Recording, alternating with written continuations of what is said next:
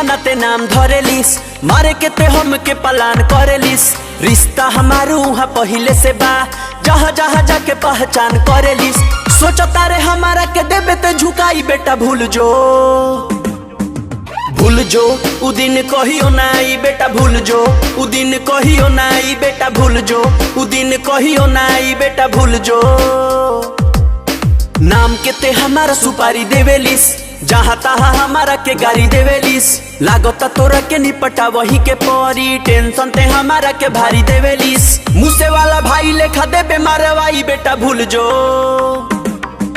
भूल जो उ दिन कहियो नाई, बेटा भूल जो उ दिन कहियो नाई, बेटा भूल जो उ दिन कहियो नाई, बेटा भूल जो। अपना के उए स्टार बुझता, गाना जवन हमार चोरा के गावता रे। समय पर सबके उपाय करी लोग, जवन जात पात के लड़ा के गावता। सुन गलत काम जिंदगी में करे नी ना हम, केहू और के तरक्की से जरे नी ना हम। चुप बानी तत कमजोर मत बुझी है, मारे हमारे से कबो डरे नी ना हम। हो जहाँ हम आवे नी अकेले आवे नी, हम प्यार पब्लिक के बेसुमार पावे नी। सुनेला जे एक बार फैन हो जाला, गाड़ी में बाजेला उहे गाना गावे नी। गीतकारी कलाकारी हम करे नी, ऐसन सभे फॉलो करो ताटे हम ट्रेंड देख के। बड़े बड़े गाड़ी के लगा देवे नी लाइन, डर ताटे सभे दोस्तन के रेंट देख के। कहो तारे देवे शूटर हमरा पीछे लगवाई, बेटा भूल जो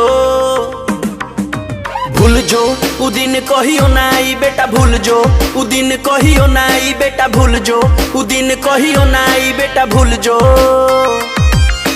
दुश्मन रोज नया आवताटे लोग, हमारे लेखा बनल चाहताटे लोग। छोटू शिकारी के देखी देखी आज गाना भोजपुरी में गावताटे लोग। हमारा लेखा ते सोचता रे लेबे गाई, बेटा भूल जो भूल जो उ दिन कहियो नाई, बेटा भूल जो उ दिन कहियो नाई, बेटा भूल जो उ दिन कहियो नाई, बेटा भूल जो।